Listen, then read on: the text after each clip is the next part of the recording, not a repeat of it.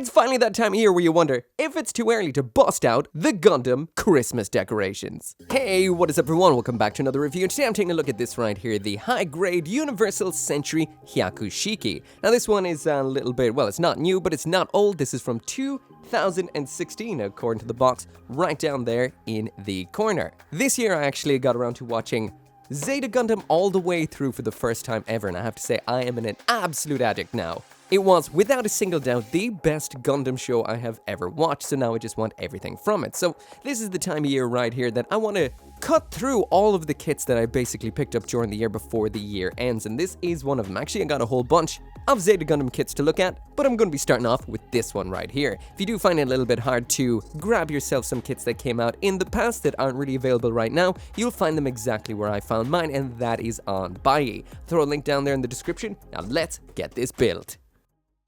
So just jumping right on into the build pretty quickly, this is what we've got inside of the box. So this is an injection gold. It looks a little bit on the classic side so far, not the most incredible looking gold around. Again, it's kind of to be expected with a non-plated kit. I'm going to assume it's there. Well, around this point, there probably is a plated version of the HYAKU Shiki. I should probably look into that. But this is the standard full release, newer high-grade HYAKU Shiki, or the HYAKU Shiki Revive. So as for what we get inside of the box here, we've got the manual. This is the old school style, so that means there is no English on it, nothing is translated. It doesn't actually make much of a difference when it comes to the build is straightforward and the instructions are clear, but as for all the information on the weapons and equipment and about the mobile suit, well, it's not on here. You may have to jump over to the Gundam wiki. So this right here is a little bit of a, what I'd call a previous generation Gundam kit. So it is based on polycaps in the build, that's these little rubbery sections for the joints. When it comes to runners in here, we have 7 real runners and then 2 mini runners, which would be the eyes and the beam sabers, so it is definitely a simpler kit than what we'd see nowadays. When it comes to included stickers in here, these are the stickers. We've got multiple for the eyes, so you have choice of black, that cool sensor thing it does, and standard Gundam looking eyes. We've got some what look like vent color correctors and the usual kind of head, camera, foils in green. We also do have a couple of decals included in here as well. These are the sticker style. You get 4 of these. They're all the same. These are the HYAKU logo that go up on the shoulder of the HYAKU Shiki. So getting right on into the build, and first off is the leg. Now I was shocked by how good this is. The foot is very simple, it's just a couple of parts that builds up, so there's no articulation in that. But when it comes to the leg itself, as you start building stuff up, the detail layers nicely, and it almost has a full inner frame. Actually, ignoring the foot, there is a full inner frame to the leg. Then you add on the rest of the armor sections. Again, nice layering of parts, including some gray sections coming in from underneath. Overall, this right here is what you get in the end. Now the gold, again, it is that kind of injection gold, so it doesn't look that impressive. Of course, it does mean it's more rough and tough than something that's plated, so nothing can scratch off. Overall, it is extremely, extremely nice, and the only letdown I feel so far is that plastic. Anyway, just a simple knee bend there, and a simple bit of a ball double joint. Actually, that's not too bad at the ankle. So when it comes to the waist unit, this is fairly simple. We've got a rocking hip joint section, so it does have a little bit of movement there. Some large segments of gold. Now, I will mention this kit is undergated on the gold. So that does mean if you ever did want to spray this down with paint on the runner in a very quick kind of way, then nip it out of the runner, you won't be leaving lots of little dots all over the place. They're underneath and hidden out of the way. So that's a quick way to get this thing to a nice shiny gold without having to splash out for some plated versions. Everything else builds up very, very simply, and we do have some nice side skirts on there as well. This right here is what it is like finished, so again, a lot of that gold that catches the light in a very kind of strange sort of way. You can cut the front skirting to move. There's the side skirting, it's just up and down. Rear skirting is locked in place, and we do have a little bit of a tilt to the legs, like so. Torso then, once again, another simple build. It's just a bunch of parts of the outer armor, the joints that go in, polycaps for the arms. Thankfully, the neck joint is a nice plastic joint, and then a part just attaches in from below to give it a bit of an ab crunch. This right here is what we get. I'm just going to throw it right on to the waist unit, and so far, so good. It is extremely, extremely nice. Good ab crunch too. Again, I keep saying it, but the gold does catch the light, especially on camera, in a very funny kind of way. It does look better in reality. But yeah, building up nicely. pop on the legs too, why not, to see what we've got so far. And there we go again. I just keep thinking that this would look a whole lot nicer if I had just sprayed it on the runner in a nice shade of actual metallic paint. That is definitely what I'd recommend doing. So next up onto the arm, and we've got some good and bad aspects here. The good is we've got some nice layering of parts, especially the red detailing on the shoulders, and everything builds up very nicely. The joints in this are very strong, very nice, multiple layered. We've got some red aspects in the forearm too to give us a nice element of layering there too. But the bad side is, finally we're getting a lot of surface nubs on this, so that immediately kind of makes it not as paintable on the runner as I thought at first. So if you are going to be painting this, it's best to paint it the old school way of cutting all the pieces out, prepping them, and then painting it. So this right here is what we have when it's done. A lot of that sea of injection gold right there. We do have a moving flap up here, spin at the upper arm, and nice double jointed bend at the elbow. And the detailing on this, especially the way it comes from underneath, is incredibly nice. Now, there are two stickers for up here, which are these ones right here, and they're actually to add the black to the inside and some red around the outside. This is what we have without the sticker, so even though it is color separation, it's not color accurate color separation, but still, I actually prefer this than to, well, lashing a sticker on there. Anyway, let's slap that arm on, and there we go. So next up in here, we have the head. Now, this is quite nice. The eyes in here are just a clear part. It's the one clear part that comes on this little runner here, and we do have an option of 3 stickers for the eyes. Standard eyes, this sensor, and the eyes being pretty much off. The build-up is very simple, but at the same time well designed, that it pretty much avoids any kind of unnecessary seam lines anywhere. They're all nicely tucked into the armor. Very well designed. This right here is what we get in the end, so we do have stickers for the head camera front and back. That antenna, I wish we did have a spare, because if it's anything like the Master Grade, that will break. And overall, like I said, the seams are nicely tucked away in the armor. Nowhere that, well, they shouldn't be. That's nice. But I definitely have a bit of a preference for the HYAKU SHIKI. Anyway, getting that head attached on, and we're pretty much almost finished with the robot itself. It's just backpack time, and in case I forget to mention it later on, standard backpack holes. So finally now onto the backpack, and once again builds up easily. I will mention that the blue plastic does mark very much so be careful with that. I recommend snipping from a distance, then filing away the nub, just to avoid those stress marks. We've got some nice thruster detailing, some nice pipe detailing. The wing binders are quite simple, just 3 pieces each, not including the part that attaches them on. And once it is done, it looks like this right here. I've got one slightly loose wing right here. It definitely feels like it jiggles a little bit. I'll take a look more at that later on and see. It's just not attached in right. Does that help? A little bit, but overall looking good. And reaching on back here for the HYAKU SHIKI, popping this on, and now it is complete. So there we go. That is what it looks like right out of box. The detail is definitely lost in that reflectively gold injection plastic, so you're gonna have to pan line that to at least get some of that, well, visible, because it's not really. But anyway, let's check out the aesthetics. The Mecha Gaikotsu Patreon has been renewed, and in order to celebrate, there is going to be a build contest on there. There'll also be build contests from here on out. Basically, the theme this time is going to be a kit bash contest, with the overall goal being a kind of build fighters style finish on the kit. Basically, if you were going to jump into Build Fighters, Build Divers, or another build-related fight, what would you be piloting? Also, the new Gundam patron tier means you can decide on a monthly video that I will have to do. Want to see something I haven't done before? Always want to see something reviewed? You get to make that choice.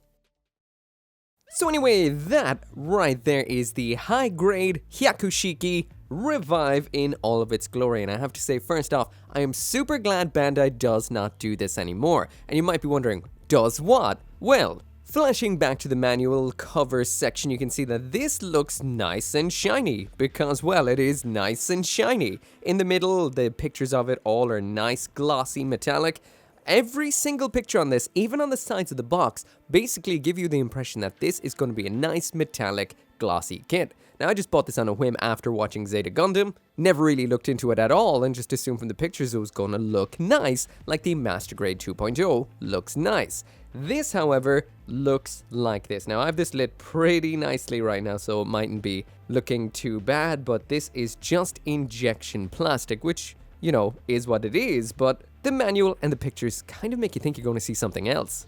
Now, we'll mention there are at least two other variants of this available. That is one that came out in 2018, which is a plated version, which looks very, very nice. I've seen some images online. If these are your images, sorry, I just ripped them right off the internet, but it looks very, very, very nice. It has that master grade HYAKU SHIKI 2.0 kind of plating finish on it. There's also a more recent Gundam-based version, which is a lot more straight up shiny gold, if that's something that you like yourself, but both of these are plated, which again looks nice. It's undergated for the most part, will work out well.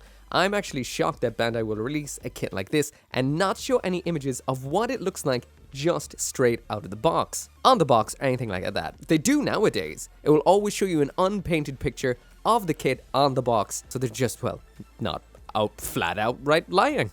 Again, I will mention right here, the lighting is pretty nice, so it doesn't look as bad as it does in person. So if you do light it well, it will look pretty cool. But I guess kind of to sum it up, I actually showed this to my wife.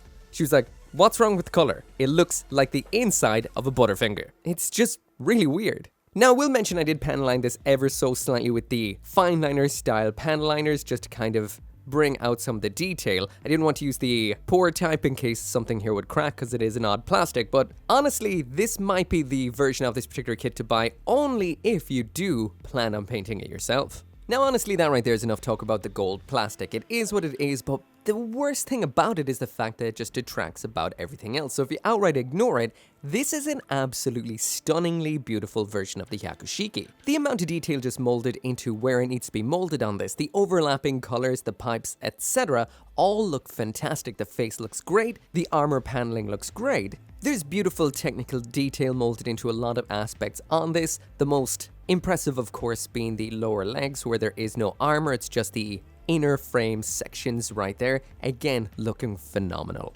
I'm not sure when Bandai actually start doing that cool thing that it does, where some aspects of the colors from underneath come through the layer above. We've got some in red, some in grey on this, and it really does give the surface detailing an extra added bit of oomph with color separation and detail. It's simpler than you'd see on a lot of modern kits, but still, for one that's pushing a decade old, this does look so good. Like I mentioned earlier on during the build, we do have some options for the eyes in here. That is just straight black, the cool dotted sensors. I went for the standard eyes, just have that kind of standard Gundam-y look.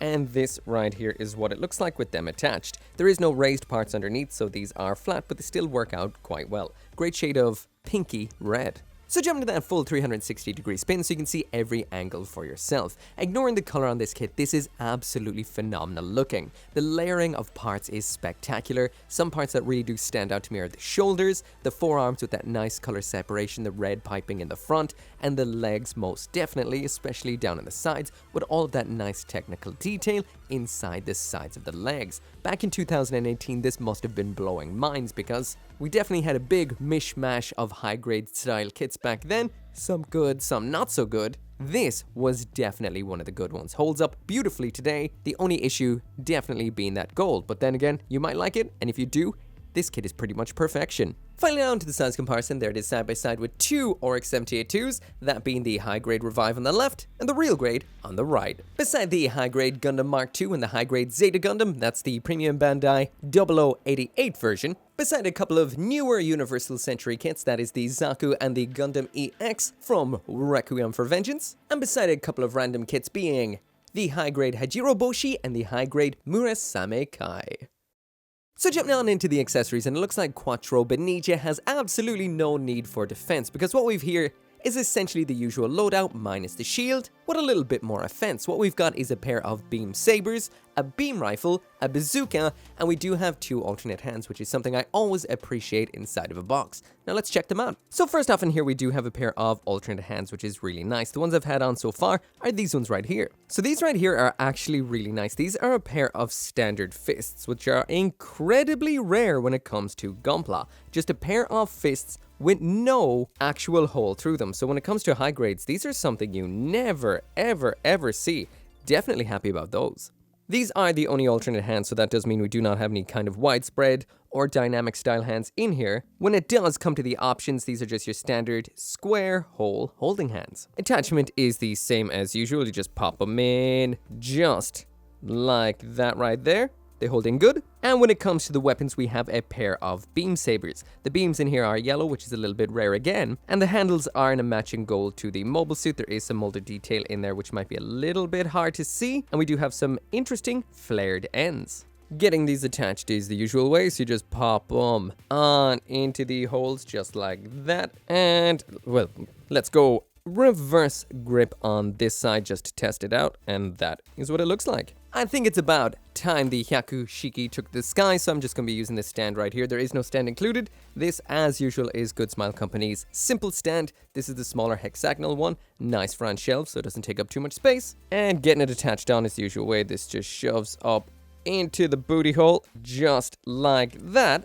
As for getting this into a pose, whoa, is this nice. It just kind of slides into the pose you want it to. I expected it to be quite classic, but there's a lot of nice movement where I didn't think there would be. There's a little bit more ab crunch, a little bit more at the neck than I expected. The legs move nicely, you can point the toes downwards. Overall, I got a nice flying forward pose out of this. The only thing that kind of got in the way is the fixed in place butt flap. But besides that, dynamic. The wings are nice too. And overall, it just looks great. Impressed so far. Alright, my totally out of time for today alarm just went off, so I'm just gonna have to blast through this pretty quickly. When these are not in use, you just pop them out of the hands like so. Get those handles the hell off of it. And they just attach right onto the butt flap like that right there. And like that right there. So nice storage. Next up in here we have the beam rifle. This is quite simple. It's just made out of 3 pieces, which is the left hand side, the right hand side, and the barrel up there. Because the barrel is one piece, it does have a lot of molds and nubs on it. And if I'm not mistaken, this little bit of cable right here should be in a different color. Indeed it should. It should be yellow. And we're meant to have a little bit of navy blue there too, like we have in the mobile suit. In order to get this attached, we need to remove the back off the hand, which I will admit is a little bit difficult to do when the weapon is attached. The weapon just pops on in. It does hold on flush, so that is nice. No wiggling around. The back of the hand pops back on and looks a little something like that right there. That's a nice hand. I always find it funny that they do mold a kind of handle into the hand there, so it looks like it's holding on to something. That's cool, but not when it's not holding anything. That then just pops on into the hand like so, and that pose will do nicely. So there we go, that is what it looks like attached into the hand. That looks pretty good. We do have a little bit of a sticker down on the underside for that sensor that catches the light very, very nicely. Overall, definitely nice. You will have to detail it up ever so slightly to keep it color accurate, but overall, that is a nicely molded and decent looking beam rifle right there. I will also mention that this cannot be stored when not in use, so I'm just going to leave it in the hand right there. I guess the HYAKU Shiki just throws it away. Lastly then, here we've got the clay bazooka. Once again, this is definitely a little bit on the simple side. It's just 2 halves attached together with a little bit of a fold away handle underneath. I love the attachment points on the top of these, similar if not exactly the same as what you'd see on the Rick Diaz. We've got an actual hole in the end of the barrel, which is always nice. And are we missing any colors? A quick peek at the manual says we are not. That's pretty cool. Attaching this weapon in is simpler because it does have a nice moving handle and you do not have to disassemble the hand. From taking a peek at the manual, it seems like this can be thrown up over the shoulder, just like that. Actually, that worked out very, very nicely. Or it says you can actually bring it down. I thought I could do that without actually... Oh, well. Apparently, you can bring it under the arm, too. I thought I'd be able to do that in one nice, swift motion, but it seems like that wasn't going to happen. So, yeah, you can pop it in under the arm like that as well. And there's a quick little bit of a pose with both weapons. I love poses like this where you can kind of fit the vast majority of a mobile suit into frame. So that's why I tend to do this kind of foot kicked up to the front, screeching to a halt kind of pose. But yeah, all looking really nice. When the clay bazooka right here is not in use, you just pop it out. Simple. So nice, so easy. Flip around to the back. And we do have an attachment point. You can actually choose either or side, so you could equip 2. So there is a little bit of a slot there, a little bit of a slot there. And seeing as I had it holding it in the left hand, I'm going to go up with the left hand side. So you just get the handle out of the way like so. And this simply attaches on like that. Simple and effective. And there it is stored right out of the way for use later. So finally now into the articulation. As I'm trying to get one kit reviewed in a single day, I'm just going to be doing the standard pose. This is an older kit, it's been around for 8 or so years, so that does mean there's plenty of info about it out there if you want to know a little bit more. But anyway, let's get it right on in there. This does pose very, very nicely. It's very fluid. I'm not sure how the polycaps should last over time. More than likely in a kit like this, they will be fine. I do find a little bit of droop on this one wing for whatever reason. I'll have to tighten the ball joint on that. Hyperextended that one a little bit too much. But let's see how deep into the pose can we get it. But anyway, there it is in that pose, and what can I say? I am impressed. The articulation all around on this is great. There isn't really anything that lets it down. If there was something I wish would have a little bit more to it, it would be the ab crunch, but it's still quite nice with 2 points of articulation. Everything feels good, everything feels fluid. There is no bends at the toes in either direction, which would be nice, but not that important. Overall though, extremely, extremely impressive. And you will most definitely get all the dynamic, nice poses that you want out of it. Anyway, that right there is it for the review, and what can I say? This is a great kit considering its age. It still holds up very well today. Of course, the elephant in the room with a kit like this is the color. This is not the color on the box, this is not the color in the pre-release images. It doesn't even show an image of this anywhere of that it will look like the way that it looks. This is definitely injection gold at its poorest, and it does take over the overall look of the kit. Again, this could be to or against your own tastes, but it does detract from it in my opinion. However, behind that we've got a fantastic looking HYAKU Shiki with all the nice details. Everything looks perfect. It is absolutely exceptional looking. The detailing is great, the angles are great, aesthetically it is perfect, with the only real caveat being that gold. Besides that though, the accessories in here are simple but effective. You will need to detail up some aspects on the rifle or just leave it grey if you prefer, but everything does what it needs to do, and we do have some nice close fists, which are a rarity. Lastly then, when it comes to the articulation, I am blown away. This is this kit's strongest aspect, and all these great aspects does really bother me. As just a gunpla, well, what can I say, like, customer? I got this kit because I watched Zeta Gundam and just loved it. The images of it did look really good. I didn't look into what it actually looked like before grabbing it, I just assumed a revive would be perfect. It isn't in my opinion, and the gold is a killer. Now I have to go shopping again to try and find the 2018 plated version, or at least the super gold one. I'm not big on super gold. I like that kind of subtle, nice plating like we saw in the master grade HYAKU Shiki 2.0. Again, for me, it's the color, but if that doesn't bother you, this is a perfect kit. I'm gonna go ahead and give it gold tier, ignoring that gold. But if you don't like gold, this is definitely down in the silver tier. Actually, giving a gold tier is kind of ironic, isn't it? Anyway, thank you for watching. Make sure to come back for more Gundam reviews. If you want one of these, I got mine through Bajina, and I will see you next time.